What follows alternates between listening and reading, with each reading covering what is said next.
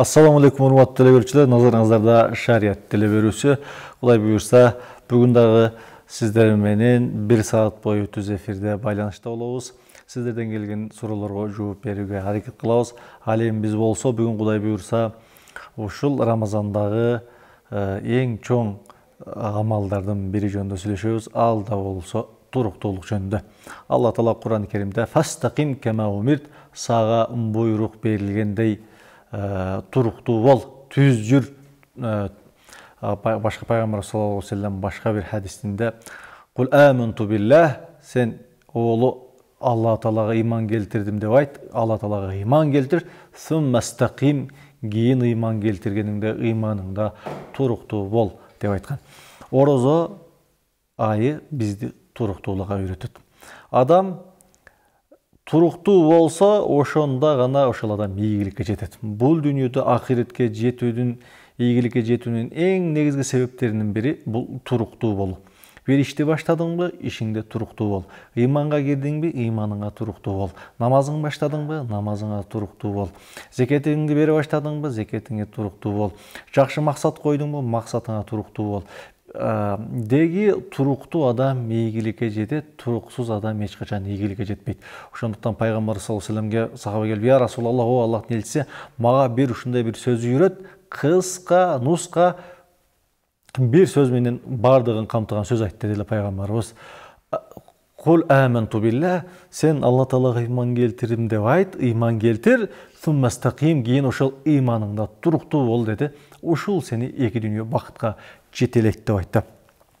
Алла Таала Кур'ан-ы Керимде "Иннеллезина калу раббуналлах" бизди Алла Таала Кур'ан-ы Керимде ушундай айтат: Алла Тааланы биздин Роббубиз деп моюндагандан кийин суммастакаму кийин алар ушул амалдарында, иштеринде туруктуу болгон болсо, татаназзалу алейхимул малаика аларды периштелер, ырайым периштелер каптайт деди. "Алла тахафу ва ла тахзану ва абширу бил джаннати аллати кунтум туадун" силер коркпогула, кайгырбагыла, капаланбагыла, бейиш менен сүйүнчүлөнөт. Мына туруктуу болгон адамдар, ыйманга келген адамдар мондой сүйүнүч менен сүйүнүштөлөт. Ошондуктан эгерде дүнүйөвү иш болсун, акыреттик иш болсун, ийгиликке жетем десеңиз, ошол ишиңизде туруктуу болуңуз.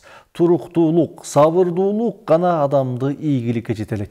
Орозо дагы бизди ушул туруктуу болгонго үндөдү. Bir жылда, bir ай бою өзүңүздү туруктуу кармап, орозону bir ай бою орозо кармайсыз. Bir ай бою жаман сөз сүйлөбөйсүз. Bir ай бою жаман ойду ойлобойсуз. Bir ай бою бирөө менен жаман жакшы айтышып урушпайсыз, талашпайсыз.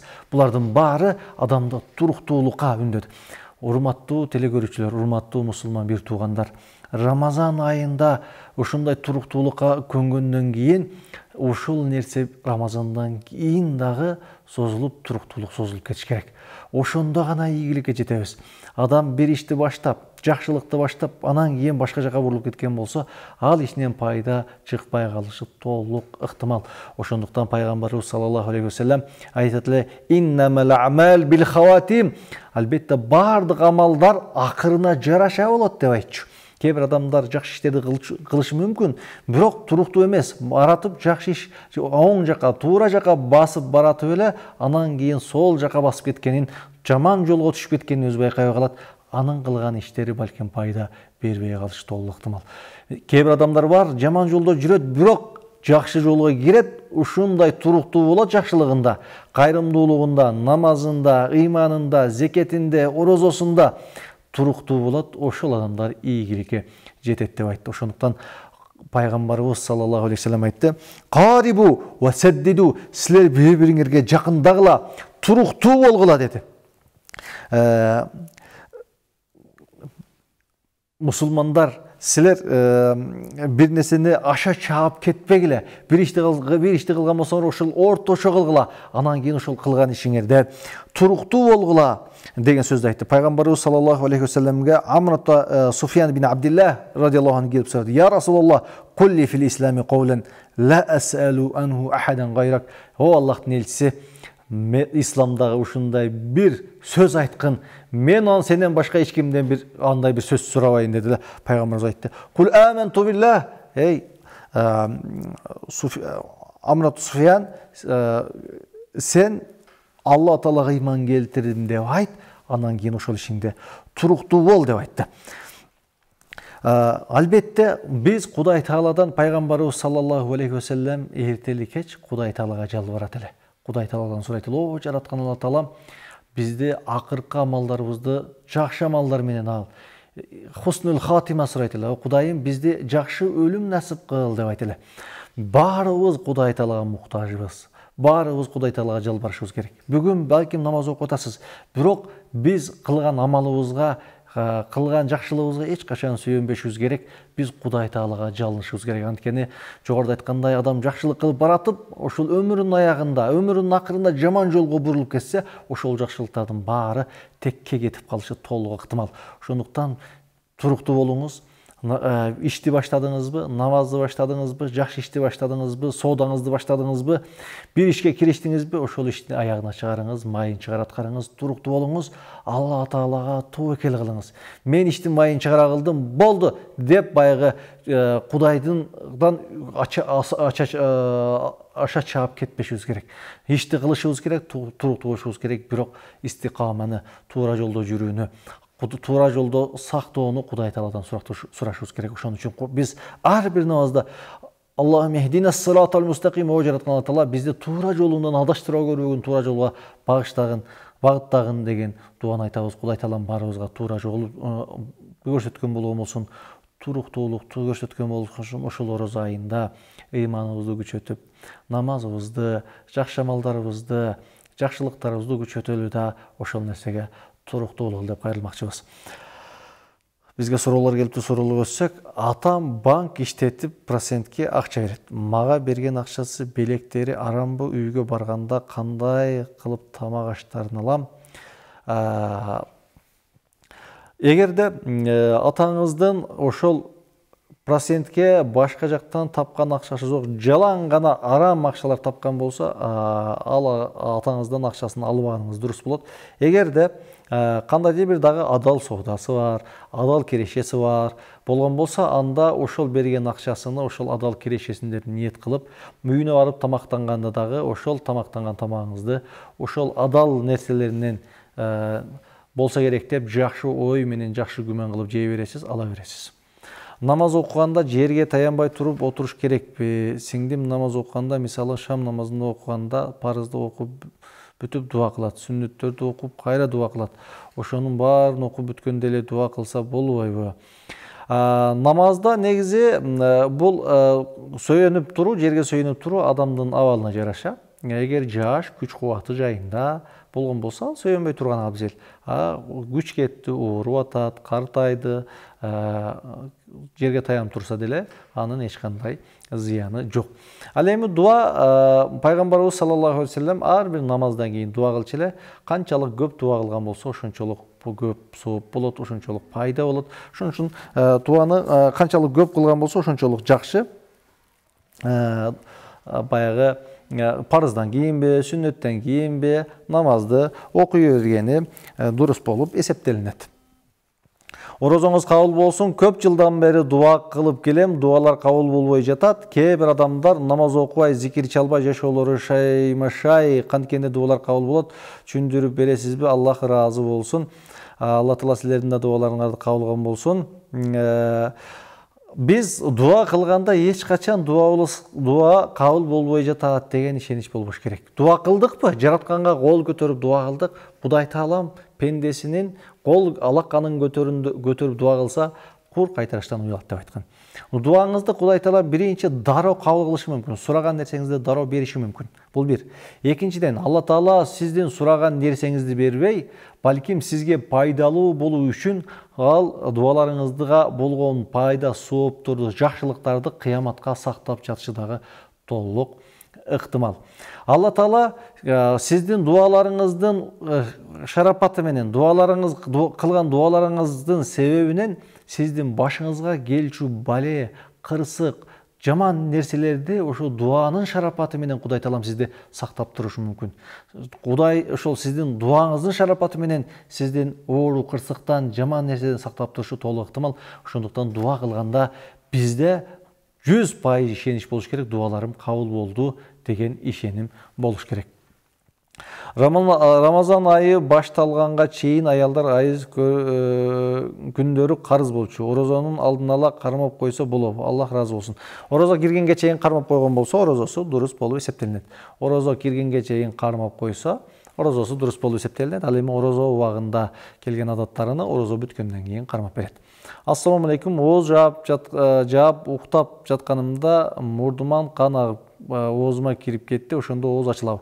Жок, оозуңуз ачылбайт. Оозуңузга кирсе чыгарып салыңыз, жутпаңыз, жутпасаңыз эле бузулбайт. Атайлап ушул канды жутуп алсаңыз, ошондо гана оозуңуз ачылышы мүмкүн. Андай болсо ооз ачылбайт. Имам бол десе, кулук ат минип каш деген хадис барбы? Күлүк ат минип каш деген хадис барбы? Имам деген бул жоопкерчилик. Ошондуктан имам болуш баягы шарттар табылыш керек. Татыктуу адам, кырааты тартибин билген адам өзү ошол имамга шашылыш керек. Имамдыкты билбеген, жол жобосун билбеген адам имамдыктан качыш керек. Албетте эки адамга дагы башчы болбоо деген хадистер бар. Ассаламу алейкум, орозоңуз кабыл болсун. Намазда бир суроону 2 жолу кайталап окусо болобу? Боло берет. Башында намаз үйрөнгөн атканда бир суроону кайталап намазыңызды окуй берсеңиз боло берет. Тахажжуд намазын окуп жатканда ар 2 рекетте салам берилеби? Жана ошондой эле ар 2 рекетте ниет кылынабы? Рахмат. Кармаган орозоңуздар кабыл болсун. 8 рекет окуймун. Тахажжуд намазын 2 рекеттен кийин салам бергениңиз дурус болот. Ар 2 рекеттен кийин салам бергениңиз дурус болот. Анан 8 рекет негиз боло берет. 2 рекет, 4 рекет, 8 рекет окусаңыз, канчалык көп окусаңыз ошончолук жакшы болот. Ассаламу алейкум, орозо кармабайм, бала эмгизгендиктен кадыр түн тосо болобу? Боло берет. Орозо кармабасаңыз дагы таравих намазын окуп, дуа кылып, зикир кылып койсоңуз боло берет. Бала эмизип аткан адамдарга үзүр берилген шарият, ошондуктан камсыны тартпаңыз, кийин кармап берип коесуз. Балдарды кырсыктан сактоочу дуба, кара дубадан куткаруучу дуба, ишти илгерилетүүчү дуба, ооруп калганда шыппа сүрүүчү дуба, ушул дубаларды кайсы убакытта жана кандай кылып окусам болот? Баарын катар чогуу окуса болобу? Боло берет. Баарын дуа кылсаңыз боло берет. Намаздан кийин түндүн акыркы бөлүктөрүндө, азан менен каматтын ортосунда дуа кабыл боло турган жайлар, мезгилдер бар. Ошол учурда кылганыңыз дурус болот. Кайрымдуулуктардан кийин, ибадаттарыңыздан кийин, орозоңуздан кийин, ооз ачарда, ооз жабарда дегендей. Саламатсызбы? Кутман деген атты чечмелеп бериңизчи. Кутман деген ушул куттуу, берекелүү деген маанилер туюндурат. Ассаламу алейкум, намаз окуйын деп намазды убактысын күтүп жатып 10-15 минут уктап кетсе дарат бузулабы? Ооба, көзүңүз илинип өзүңүздү билбей калсаңыз даратыңыз бузулат. Уйку адамдын даратын бузат. Уктап кеткен адам эмне болгонун билбейт. Ошондуктан эки көз бул баягы боо деп айтылат. Ушул адам көз уктаганда дараты бузулат. Орозодо дарат алганда мурунга суу жүгүрткөндө кирип келсе ооз ачылабы? Ооба, көп, эгерде көп тартып койгон болсоңуз ачылып кетиши толук ыктымал. Ошондуктан орозо мезгилинде сууну көп мурунга тартып, каргара кылып, мурунга же оозго көп каргара кыла бербейт. Ассаламу алейкум, уста, Шаабан айында 6 күн тутса сооп деген чымы? 1 ай бою кармаса кандай болот? Ооба, орозодон кийин орозо 30 күн же болбосо 29 күн, анан кийин 6 күн дагы бар ар жагында. Эгер ошол 36 күн болуп калат, ар бир күнгө 10 күндүн соо берилет. Эгерде ошол 6 күндү дагы кармасаңыз, 1 жыл бою толук орозо кармагандай соопко ээ болосуз. Ассаламу алейкум рахматуллахи ва баракату. Апам намаз окуганды билбейт. Менин артыма туруп чогуу жыгылат. Зикирден кийин апама дуа кылдырсам болобу же өзүм кылышым керекпи? Рахмат. Болот, апаңыз намазыңызды окуй берсин, бирок жаттасын. Апаңызга дуа кылдырсаңыз болот, сонун болот. Апанын балдарга кылган дуалары, ата-эненин дуалары кабыл болмот деп айтылат. Ата-энеге дуа кылдырганыңыз сонун жакшы амал болуп эсептелет. Tutup 75 yaşta aşkazanı ооруп жатат. калат, кээде орозо кыйналып калат деп бирөөдөн угуптур. Орозо кыйналабы, толук маалымат берип кетесизби? Менин чоң апам орозо тутуп жатат, 75 жашта, ашказан ооруп калат. Орозо кыйналбайт, бизде орозо кыйналып калат деген бир эл баягы түшүнүк бар, бул туура эмес түшүнүк. Орозо кыйналбайт, адам өзү кыйналат. Эгерде ооруп кыйналып аткан болсо, орозо тутпай койгонго уруксат берилет.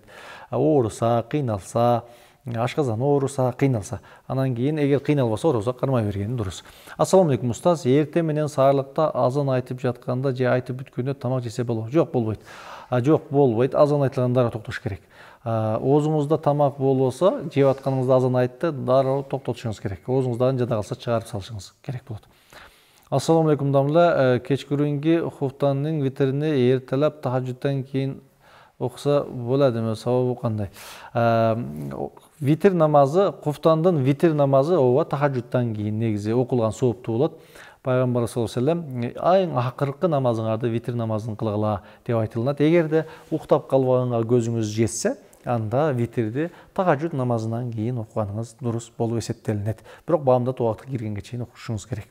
Ассаламу алейкум, биз улубуздун атын Абдуллах деп койгонбуз. Бирок көп тааныштарыбыз өзбекче ат деп жатышат. Ушул ысым жөнүндө кеңири маалымат берип коюңузчу, рахмат. Абдулла деген Алланын кулу деген сонун ат. Алла таала үчүн сүйкүмдүү аттардын бири Абдулла, Абдурахман деп келет. Алла таала балдарыңызды чыныгы Абдулла кылган болсун. Ал накта кыргыздын, накта мусулмандын аты, ошондуктан аттар эч качан бөлүнбөйт. Абдулла деген сонун мусулманча ат. Ассаламу алейкум. 60 күн орозо кармоого мүмкүнчүлүк жок болсо, фидиясын төлөп кутулса болобу? Канча төлөш керек? Эгерде ден соолугу жарабайт, же ушундай болгон болсо, картаң болгон болсо, анда 30 күн эмес, ошол 60 күндүк баягы керейкен багалдын оозун ачырып койсоңуз болот. Таксы ден соолукка байланыштуу 4 күн дары ичип, азыр кайра кармап жатам. Орозонун аякында карызымды кармап берсем болобу? Болот. Эгерде ооруп аткан болсоңуз, дары ичкениңиз дурус болгон, орозодон кийин 4 күн кармап бересиз. Астагфируллахал азим ва атубу илейх. Ушул истигфарды кыргызчасын айтып коюңузчу. Алла таалам, улуу жараткан Алла таалам менин күнөөлөрүмдү кечир, мен сага тооба кылдым деген сөз. Астагфируллахал азим, улуу жараткан Алла таалам сага тооба кылдым, менин күнөөлөрүмдү кечире көр деген дуа. Рамазан айында ата-энеме намысыма тийген сөздөрдү айткан кишини кечирүү керекпи? Аябай көңүлүм калды ал кишиден. Экинчи суроом, пияздын кабыгын отко салып өртөсө болобу? Рамазанда кечиримдүү болуңуз, эч нерсе эмес. Кудай таалам ошол адамды хидаят берсин, туура жолго баштасын, кечиримдүү болуңуз. Пияздын кабыгын өрттөп бересизби? Айырмасы жок. Малга бересизби? Көмүп коесузбу? Эч нерсе болбойт. Ассаламу алейкум, банкта иштеген адамдар бизге икромго тамак берсе, биз үчүн ал тамак арам болуп калабы?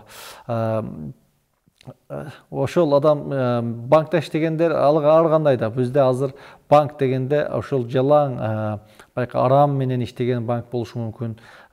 Ислам принциптерине туура келген банкта иштеши мүмкүн. Ошон үчүн кээсе моундай бир банкта деп айтыш толук кыйын. Бул биринчиден. Экинчиден, эгерде ошол адам арам жол менен акча тапса дагы, бирок кээ бир адал жол менен тапкан эмгектер болгон болсо, ал адамдын үйүнө барып тамактанса, жесе, мамиле кылса боло берет.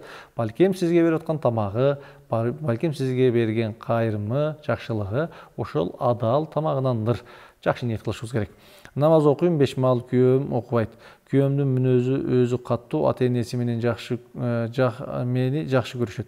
Мага жаман мамиле кыла берет. Сөз эч көтөрө албайт. Каттуу урат. Ооруканага жетип кетет. Көңүлүм деле калып бүттү. Ажырашуу керекпи? Эми мындай сөз бар да. Эгерде 99% жашаганга мүмкүн эмес, 1% жашаганга мүмкүнчүлүк болсо, ошол 1% мүмкүнчүлүктү колдон чыгарбай, үй бүлөнү сактап калууга аракет кылыш керек. Балдар жетим калбаш керек. Тирүүлөй жетим балдар, кыздар тирүүлөй жетим атанын меримине, апанын меримине муктаж болуш керек. Сен ажырашсаң этеге күйөөгө тийип кетесиң, аялың, күйөөң деле башка аял алат, бирок орто жолдо балдарга ата табылбайт, апа табылбайт. Ошондуктан мүмкүнчүлүктү колдон чыгарбай, даават кылып туура жолго багыштаганга аракет кылыш керек. Ажырашууну эң акыркы вариант катары көрүш керек. Ассаламу алейкум, телевизордо азан айтат, ошону угуп ооз ачса болобу? Рахмат, Алла разы болсун. Убакыт кирген болсо ачсаңыз болот. Убакытка байланыштуу. Мисалы үчүн кээ бир Бишкек, Ош, же Көл, Нарында бир аз айырмасы болушу мүмкүн. Телевизордо ал Бишкектеги канал убактысы менен азан айтышы мүмкүн. Сиз Ошто андан кечирээк ачышыңыз мүмкүн. Ошон үчүн убакыт киргенде ачканыңыз дурус болот. Ассаламу алейкум, менин тайкемдин 38 жаштагы баласы бар. Ата-энеси үйү, өзүнүн үйү, бүлөсү да жок. Орозо питирди, ошол балага берсе болобу? Жооп берип коюңузчу, рахмат. Берсеңиз боло берет. Колунда жок, кедей кембагал болгон болсо берсеңиз боло берет. Саламатсызбы? Геморрой канаганда даарат алып намаз окуй берсе болобу? Же сөзсүз гусул алыш керекпи? Жок, даарат алып намазыңызды окуй бересиз. Даратыңызды аласыз, намазыңызды окуй бересиз. Баякы нажасты, канды кетиресиз да, даратыңызды алып намазыңызды окуй бересиз. Чөнтөк телефонда араб алфавитин жана тажвид үйрөтүүчү программа бар. Курандын сүрөлөрү да бар. Телефонду шымдын чөнтөгүнө салып жүрсөк болобу? Боло берет. Телефондун ичинде эмне деген гана нерсе бар, флешканын ичинде эмне деген нерсе бар. Аны көтөрүп жүрсөңүз боло берет. Ассаламу алейкум, роза кабыл болсун. Маркумга Куранды намаздан кийин отурган жерде окуса болобу? Боло берет. Боло берет. Намаздан кийин алдын деле мүмкүнчүлүк болгон учурда Куран окуп, дуа кылып койсоңуздар боло берет. Бир убакытка болот, бир убакта болбойт. Куран окуп, дуа кылуу бир убакта болот же болбойт деп айтылынбайт. Аллахтын аты бар, шакекти колго тагынып чечпей жүрө берсе болобу? Даратканага киргенде кандай болот? Шакек эгерде бисмилла деп жазылып калган болсо, же аяттар жазылган болгон болсо, анда аны даратканага көтөрүп кирүү дурус болбойт. Аллахтын аны таза даратканага киргенде чечип коюш керек болот. Саламатсыздарбы? Ооз чармалда сөзсүз түрдө дарат алуу керекпи? Жок, ооз ачарда дараттуу болуш шарт эмес. Дараттуу болуш шарт эмес. Намазга дарат алып отурганыңыз дурус, жакшы болот албетте, бирок шарт эмес. Намазды азан айтылышына окуш керекпи же бир аздан кийинби? Ооз ачар мезгилинде азан аяндан кийин бир аз туруп окуганыңыздар абзел. Ооз ачарда оозду ачып, бир аз шаң-шуң кылып, андан кийин намазды окуганыңыз дурус болот. Азан киргенден кийин өзүнүн убакыты бар. Баягы мечитте окула турган ошо мезгилде окуган дурус болот. Анан эң негизгиси кечиктирбей окуш керек. Саламатсыздарбы? Орозоңуздар кабыл болсун. Жезден муурбатты эле дуа кылып коесуздарбы? Рахмат, Алла разы болсун. Алла таалам жездеңизге шифа берсин.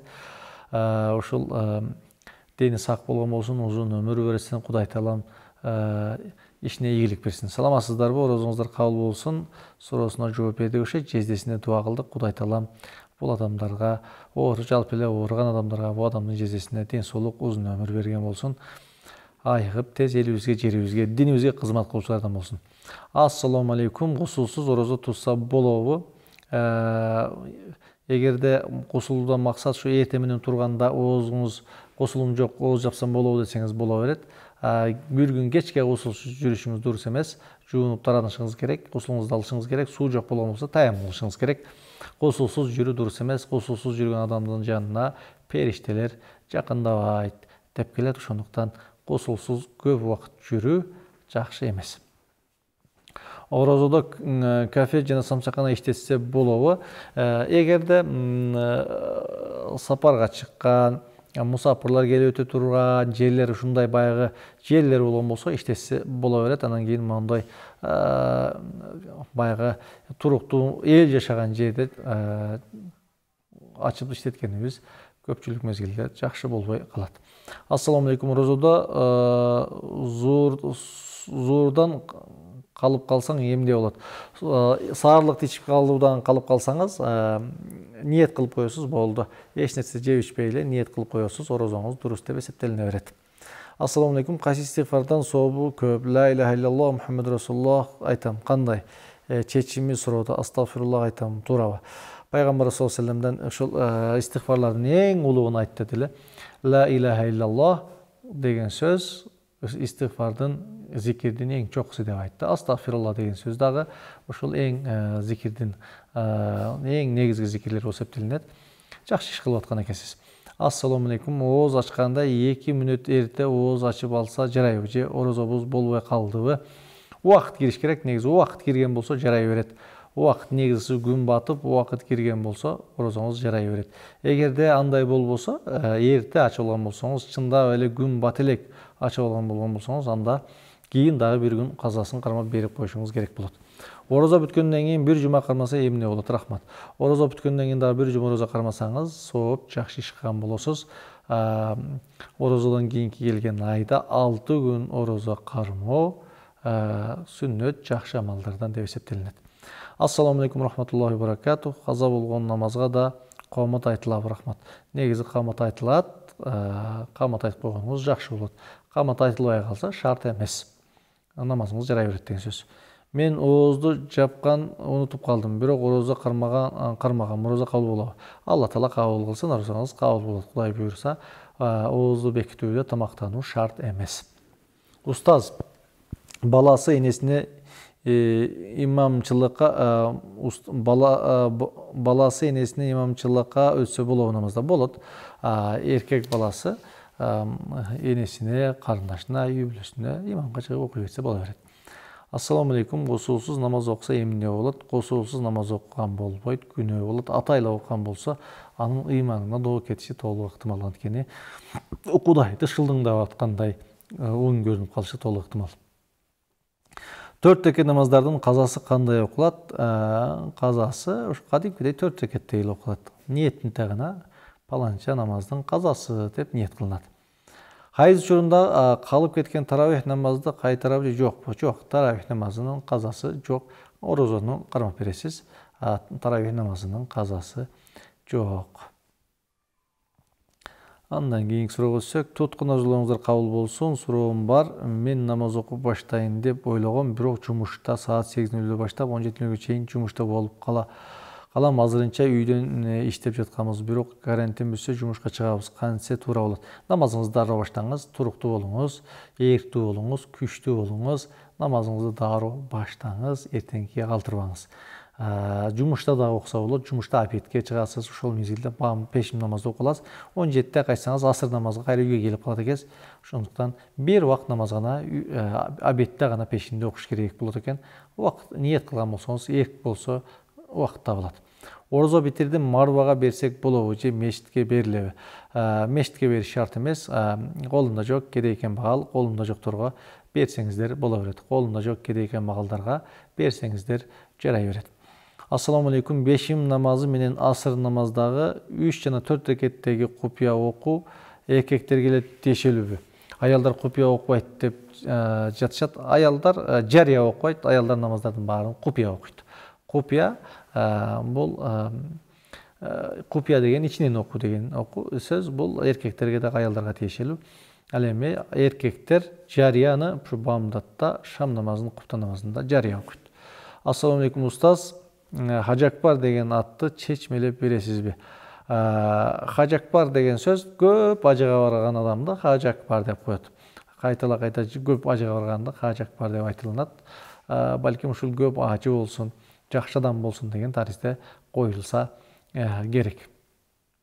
Кээде ошол ажысы жума күнү менен Арафа күнү бирге болуп калган күндү дагы хажакбар деген сөз айтылып жүрөт. Бирок бул жерде адамдын атында көбүнчө хажакбар деп ушул көп ажыл калган адамдарга айтылат. Урматтуу эле көрүүчүлөр, бизде жарнамалык тынуу бар экен. Бизден алыстабай туруңуздар. Биз сиздер менен кайра жолугушабыз.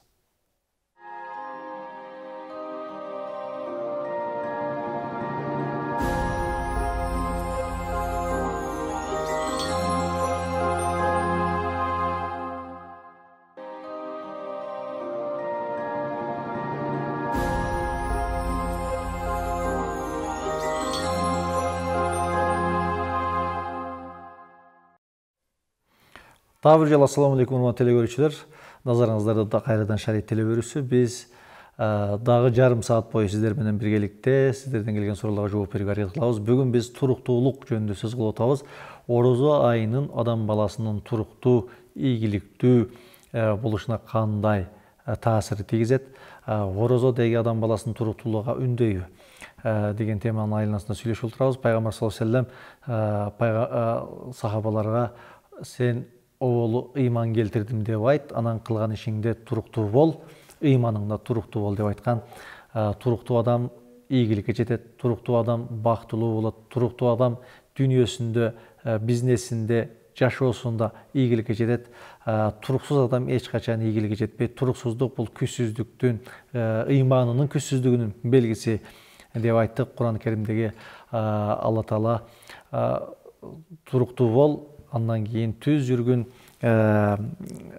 буйрулгандай, жаратканга буйрулгандай туруктуу түз жүргүн деген аяттарды дагы дал катары алып келдик. Андыктан Рамазан айы бизге бул туруктуулукту үйрөтүп жатат.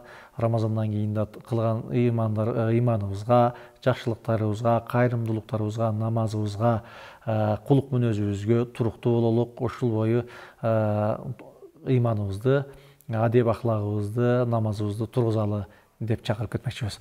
Ассаламу алейкум. Орозобузду кабыл кылсын. Аллах суроом Рамазан айткандардын туурабы, шариятта барбы ошондой нерсе? Рахмат. Шариятта жок негизи. Рамазан айтуу деген нерсе шариятта жок. Бирок кыргыздын каада салтында бар нерсе. Бул ошол орозо келди. Орозодо жаш балдар майрамдын, жакшылыктын, Рамазан келди деп анан кичинекей кант, шоколад, майда чүйдө берип, биз деле Рамазан айтып ошентип чоңойдук негизи.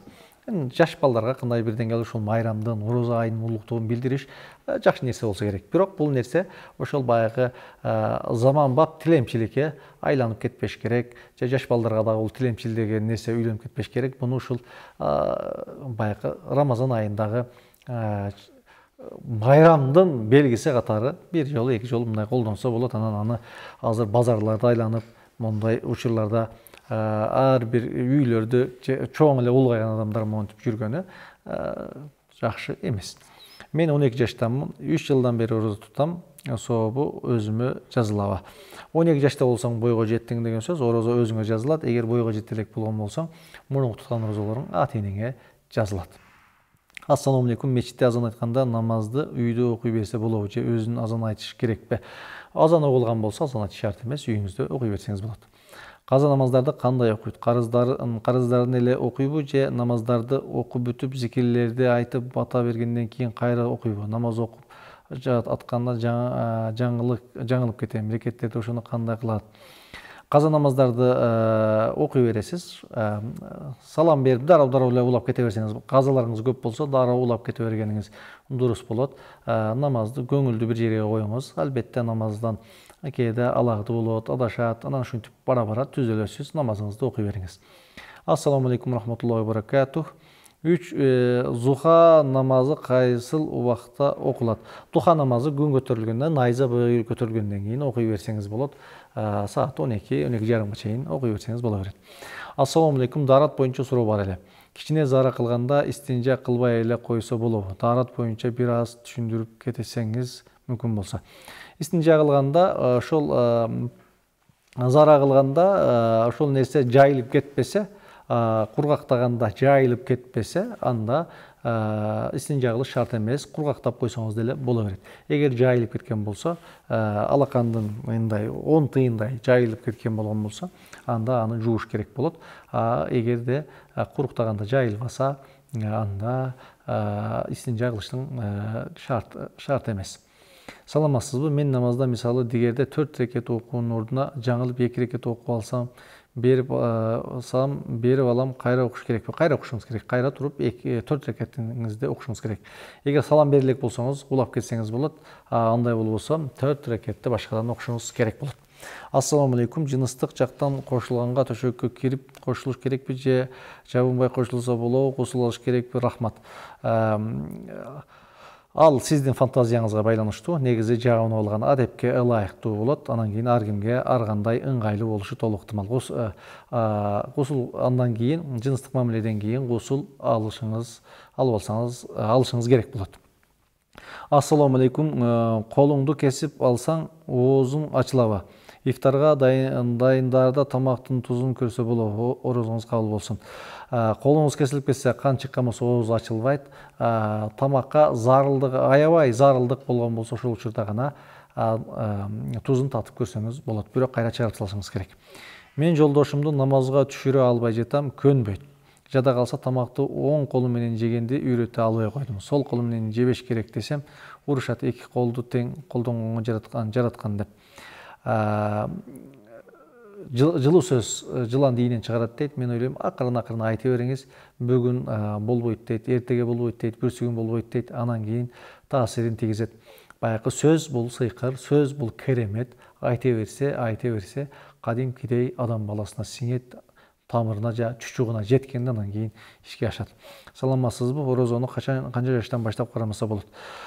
7-8 жаштан баштап кармап үйрөнө бериш керек. Түшкө чейин кармап, обедке чейин кармап, асырга чейин кармап, анан кийин ошо мезгилден баштап үйрөнүп койгону жакшы, дурус болот. Негизи балагатка жеткенден баштап кармоосу парыз болуп эсептелинет. Малыбыз жок, квартирада турабыз, жумуш токтоп турат, садака кантип беребиз? Садакаңыз өзүңүздө тыйыныңыз болсо, анан садака бересиз. Тыйыныңыз жок болсо, садака беришиңиз шарт эмес. Садака жок болсо, беришиңиз шарт эмес. Ассаламу алейкум, устаз. Кыргызча Куран китеп окуса да ар бир тамгасына сооп берилеби? Аллахым ыраазы болсун. Кыргызча Куран китеп окуса дагы сооп болот. Бирок арабчасын окугандай ар бир тамгасына 10 сооптон деп айтылбаса дагы, бирок окусаңыз, Курандын кыргызчасын окусаңыз сооп болот. Ассаламу алейкум. Аллахтын бар экенин далилдеп бериңизчи. Аллахтын бар экени сен мени ушул жерден көрүп олтурганың, сен көзүң менен мени көрүп атканың, ушул Аллахтын бар экендигине далил. Күндүн күндө бир жерден батыштан чыгып, кайра ордуна батып атканы, ушунчалык аалам өз тартибинде жүрүп атканы, сенин кол бутуң менен басып жүргөнүң бул Кудайдын бар экенине далил. Элестетип көр, Кудай Таала эгер сенин көзүңдү эки бутуңдун астына жаратып койгондо кандай абалда калмаксың?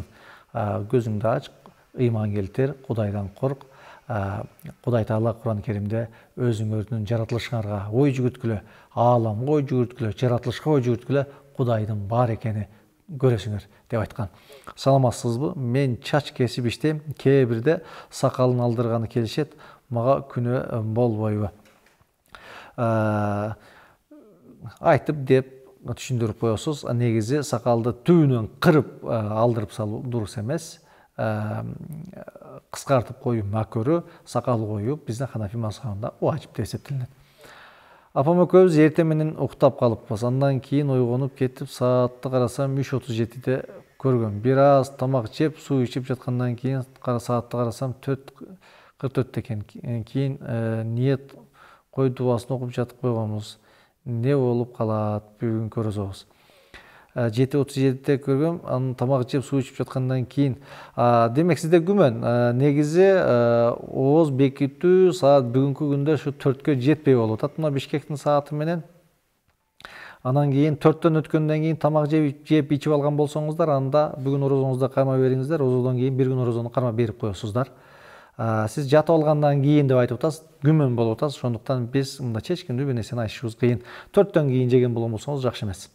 Ассаламу алейкум. Орозо малында бир тууганымдын каза болгонун угузушту. Токтоно албай катуу ыйладым. Орозо кабыл болбой калды да. Жок, андай нерсе жок. Андай нерсе жок. Бир тууганы өссө, жакыны өссө, ким ыйлабасын? Көз ыйлайт, жүрөк ыйлайт. Бирок Кудай Таалага наразы болбойт деп айтылат. Ошондуктан Кудай Таалам бир тууганыңызды ырайымына алсын, орозоңузду кармай бериңиз. Ассаламу алейкум. Тахажжуд намазынын дуасын төшөктөн турар менен окуйбу? Сиз окугандай түшүндүрүп бересизби? Тахажжуд намазы бул турасыз, эки дааратты аласыз, жок дегенде 2 рекат намаз окуп, анан кийин дуа кыласыз. Ошону тахажжуд дейт. Ассаламу алейкум. Менин аялымдын 8 айлык боюнда бар. Орозону 10 күн кармады. Азыр оозун ачып алды. Ден соолукка байланыштуу эми кандай кылат? Эгерде кан азайып кетсе, кыйналса орозосун кармай кое берсин. Төрөгөндөн кийин орозосун кармап берет. Ассаламу алейкум. Гусул алгандан кийин дарат алуу жетпи? Гусул алгандан кийин дарат алыш шарт эмес негизи, бирок гусул алганда биринчи оболу дарат алат, анан гусул алат. Ушундай тартипте алган болсо сүннөткө ылайыктуу, сооптуу болот. Ассаламу алейкум, менин мурдум канайт, оозун ачылып кетет, мурун канаса дейт, ошону түшүндүрүп койсоңуз. Жок, андай нерсе жок. Мурдуңуз канаса, оозуңуз ачылбайт. Ассаламу алейкум, куптандан 3 рекет витр намазда кунут дуасын билбесе эмне кылыш керек? Ордуна ыхласты окуп койсо болобу? 1-2-3 күн дуасын жаттаганга чейин ыхласты окуп турсаңыз боло берет. Тез жаттаганга аракет кылыңыз. Ал кыска нуска эле дуа. Ассаламу алейкум, намаз окуганда саждага жыгылганда дуаңды айтсаң болобу? Боло берет. Саждада дуаларды кылсаңыз боло берет. Саждада пайгамбарыбыз пенде Кудай Таалага эң жакын болгон мезгил сажда, ошондуктан саждада көп дуа кыла деп айткан жери бар. Ассаламу алейкум, намаз окуганда саждага көз өтүп кеткен ата-энебизге зикир Куран арнап кетирейин дедим эле, Курандын кыска эле билем, болобу? Окуса эмне деп айтып кетиш керек, түшүндүрүп коесузбу? Зикир дуаны кыласыз, Куранды окуп, Кудай Таалам ушул окулган Курандын жакшылыктардын сообуна атама, апама арнадым деп коесуз, ушул жетиштүү. Жолдошум экөөбүз окуйбуз, кээде кечигип калганда биринчи келип окуй берем, ошол туурабы?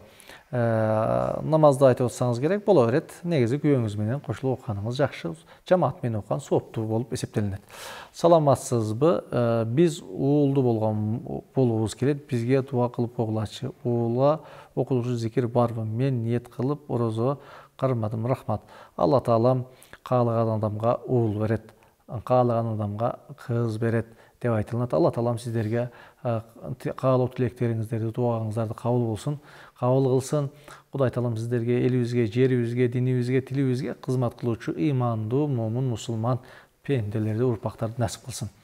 Мен жакында эле өзүмө зыян келтирип, колумдун алаканын 5 сантиметрде кесип алдым. Бул кылганыбызга жооп беребиз дайы. Анан каниет деген сөздүн маанисин түшүндүрүп берип коюңузчу. Андай кылуу адам өзүнө кол салуу, бул чоң күнөө. Тооба кылсаңыз гана кечирилет. Кудай Таалага көп тооба кылыңыз, кечирим сураңыз, намаз окуңуз, жаратканга жалбарып тилеңиз. Ошондо балким Кудай Таалам дуаларыңызды кабыл кылар. Саламатсызбы? Өзүбүз орозоңуз кабыл болсун. Менин боюмда 1 жыл 1,5 айлык орозо кырмап жатам, зыяны жокпу?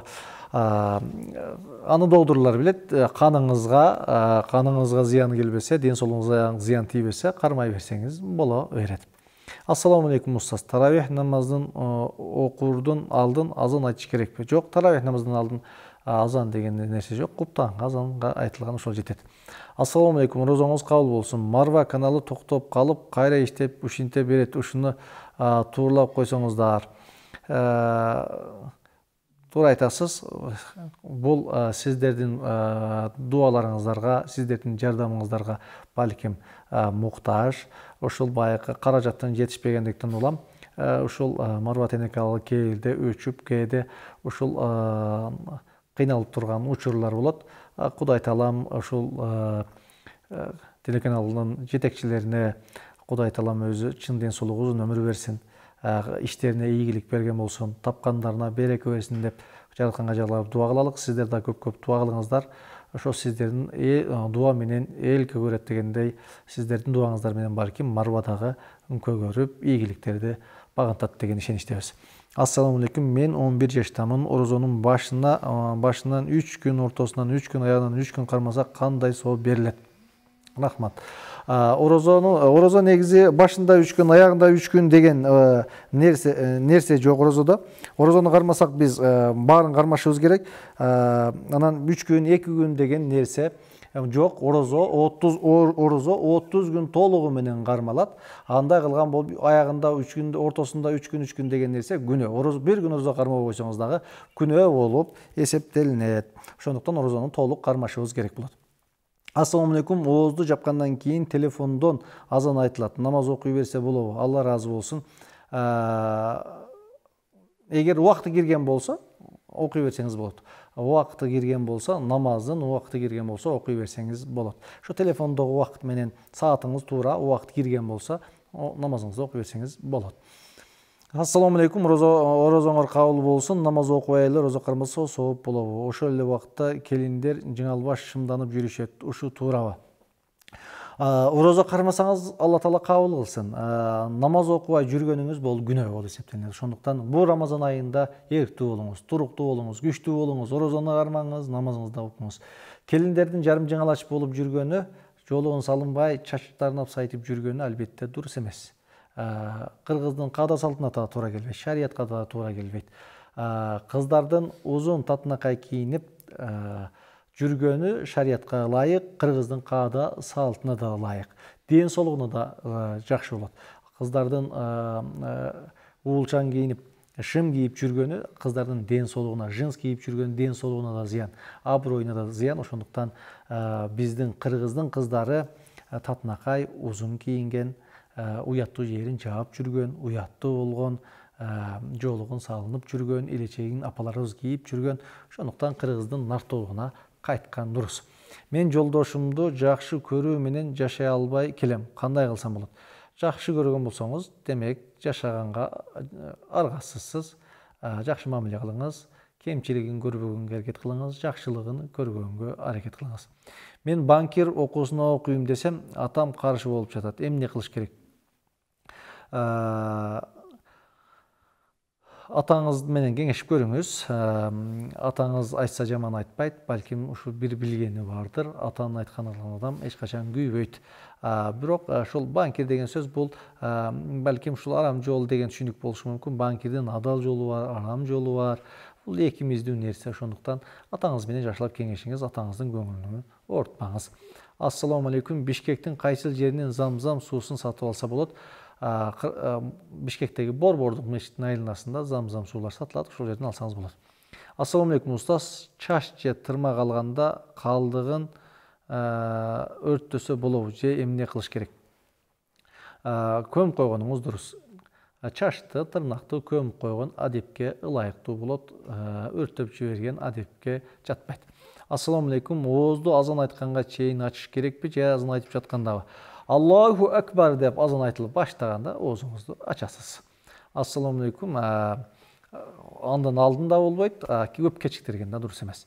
Ассаламу алейкум, менин байкем ары багат, арылары рамкага Аллах деген жазууну жазышыптыр. Анан биз аны үйгө бузбай коюп койдук. Ары баккан күнөө эмеспи? Жок, ары баккан күнөө эмес. Ары баккан Куран Керимде бал бул шипа деп Куран Керимде аталган бал, ушул адам баласына дары болгон үчүн, пайдалуу болгон үчүн Кудай Таалам ушул балды дары кылды. Бал багууну бизге, адамдарга мүмкүнчүлүгүн берди дегендей. Ошондуктан бул бал кармаган жакшы сооп иштер. Ассаламу алейкум, таравих намазынын ордуна каза болгон намаздарды окуса кандай болот? Таравих намазы өзүнчө сүннөт, күчөтүлгөн сүннөт, ошондуктан каза намаздарды өзүнчө окуңуз, таравихти өзүнчө окуңуз. Ассаламу алейкум, биз улубуздун атын Абдуллах деп койгонбуз. Бул атка жооп бердик. Абдулла деген сонун ат, жакшы ат, сулуу ат, татынакай ат. Балаңыз Алланын чыныгы кулу болсун деп жооп бергенбиз. Ассаламу алейкум, тиш жууса орозо бузулбайбы орозодон? Тиш жууса орозо бузулбайт. Паста менен жууганды ооз жабардан алдын жапкандан кийин кармап койгонуңуз дурус, андан кийин кармаганыңыз макрөө болуп эсептелинет. Оозуңуз ачылбайт, бирок макрөө. Оозуңуз ачылып кетиши ыктымалдыгы бар. Оозго бир нерсе кирип кетсе. Саламатсыңарбы? Мен намаз окубайм, бирок орозо кармап атам. Дара сөзсүз алышым керекпи? Орозоңуз кабыл болсун, намазыңызды дагы баштаңыз. Эрктүү болуңуз, күчтүү болуңуз. Азаматсыз, орозо кармап баштапсыз, намазыңызды да баштаңыз. Намаз сизди жакшылыкка багыттайт. Намаз сизди жаман сөздөн, жаман иштен тыят. Намаз окусаңыз жыргайсыз, намаз окусаңыз бактылуу болосуз. Намаз окуган болсоңуз жеңилдейсиз. Ошондуктан күчтүү болуңуз, эрктүү болуңуз, намазыңызды баштаңыз. Ассаламу алейкум устаз, азыр намаз 15 күндөн кийин кандай болот? Касыр намаз 15 күндөн кийин кандай болот? Же толук окуйбузбу? 15 күндөн көп болгон болсо, анда намазды толук окуйсуз. 15 күнгө чейин кыскартып окуйсуз. Эгерде 15 күндөн аз күн түнөп кайтам десеңиз, 15 күндөн көп түнөп деп барсаңыз, анда намазды толук окуйсуз.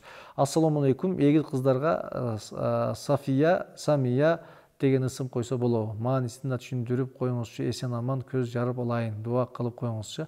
Алла таалам сизге чын ден соолук берсин. Сафия менен Самия эсен аман бул дүйнөгө келишине Кудай таалам насип кылсын. Самия деген сөз, Сафия деген сөз дагы экөө тең жакшы татынакай аттар. Сафия деген таза, татынакай, аруу деген маанилерди түшүндүрөт. Самия деген дагы мындай улук, бийик деген маанилерди түшүндүрөт. Ассаламу алейкум. Мен намазды жаңыдан окуп жаттым эле. Жакшы түшүнбөй жатам. Намаздын фарыздарын эле окуп атам, сүннөттөрүн дагы окуш керекпи? 16 жаштамын. Алла разы болсун. Азамат, Алла таалам окуган намаздарыңарды кабыл кылсын. Намазды фарыздары менен кошо сүннөттөрүн дагы оку. Сооп болот, жакшы болот. 2-3 мүнөт гана убактыңды алат. Алла разы болсун. 1-2-3 күн кыйналасың, анан үйрөнүп кетесиң. Орозо эрте ооз бекитип жатып алса болобу? Болсо убактысын айтып коесузбу? Жумушка эрте туруш керек болуп жатат. Боло берет. Өзүңүзгө ыңгайлуу, эгерде ушундай болгон болсо, ыңгайлуу мезгилде оозуңузду жаап жатып алып алсаңыз боло берет. Ниет кылып жатып ала бересиз. Эрте менен туруп намазыңызды окуп алып кете бересиз. Мен 14 жаштамын. 7 жаштан намаз окуйм. Мүнөзүм өтө жаман. Дуа кылып тилеп турам. Мага насаат айтып бересизби? Жана менин атам ичет. Ичпеңиз десем укпайт. Дааватка кантип чыгарсак болот?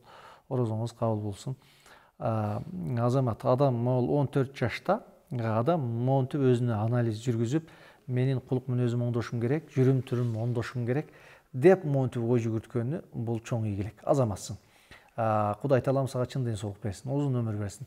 Өзүң менен ушинтип анализ жүргүзүп, өзүң менен ушинтип күрөшүү, адебимди оңдошум керек, жүрүм турум оңдошум керек деп турганың бул өзү ийгиликтин туу чокусу десек жаңылышпайбыз. Ушул кайратыңдан кайтпа, өзүңдү оңдогонго аракет кыл, жаман сөздөрдү айтпа, жаман ишти кылба. Алла сага ыйман берсин.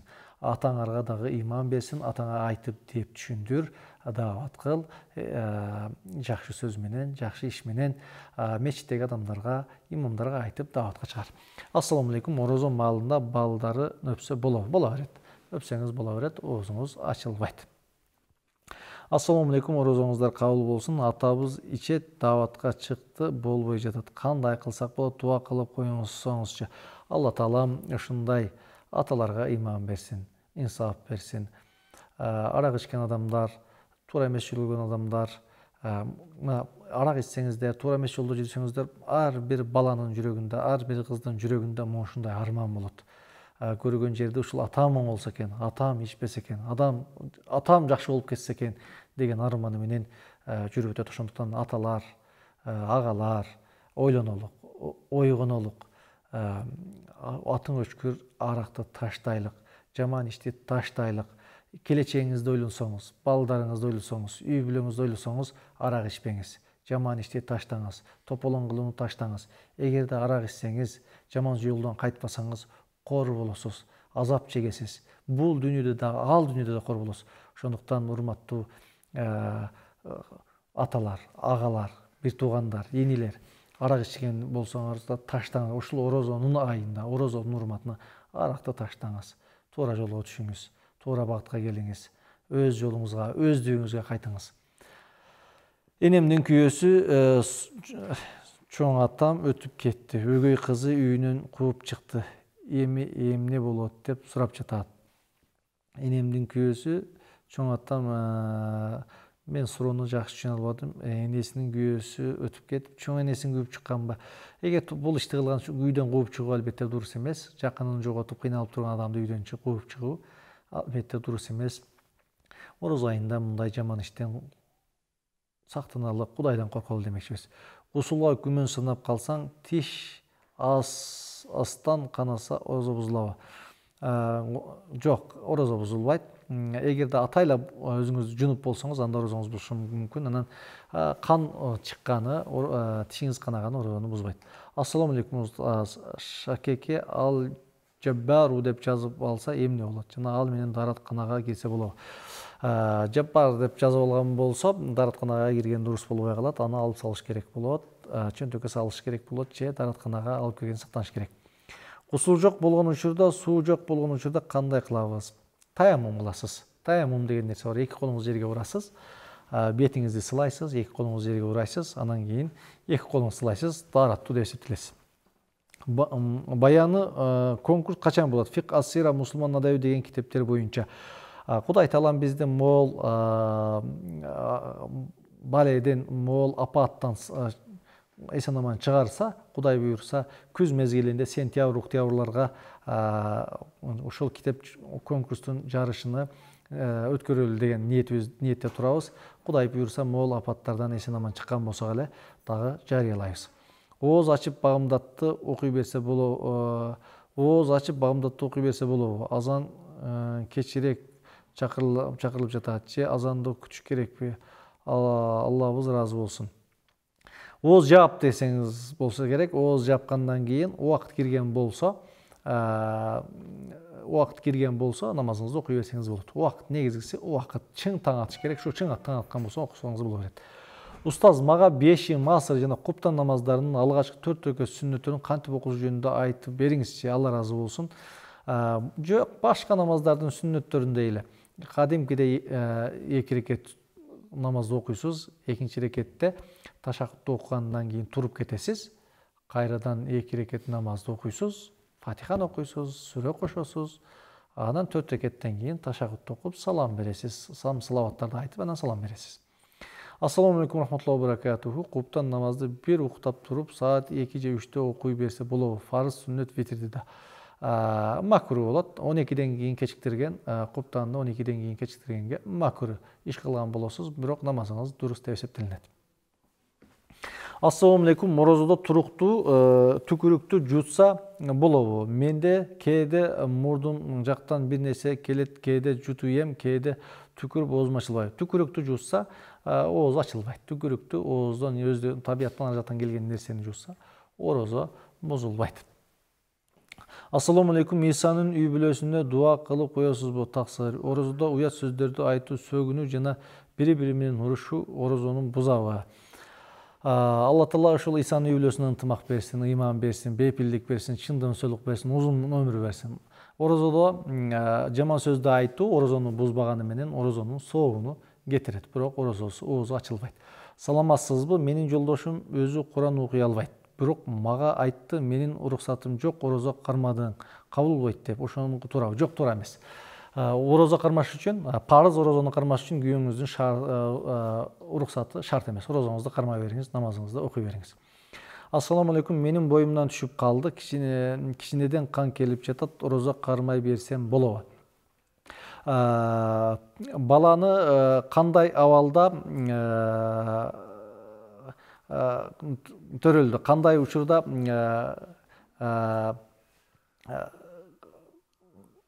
боюңуздан түшүп калды, ушул маселе каралыш керек. Баланын дене мүчөсү жаралганбы, жаралган эмеспи, же 1 айлык же кичинекей абал, эч нерсе билбеген абалда түшүп калды. Ушул нерсеге ылайыктуу анан кийин ошол нифас болобу же нифас болбойбу, ушул нерсеге ылайыктуу жооп болот. Эгерде адам баласынын бир мүчөсү, колу, буту, кулагы ушундай нерселер жаралгандан кийин түшкөн болгон болсо, ал нифас болуп эсептелинет. Андай болбосо нифас болуп эсептелинбейт. Ассаламу алейкум. Мен намаз окуп жатканда оозумду ачып эстей берем. Бул кээ бир шайтан келип жатат дейт, ошол туурабы? Туура.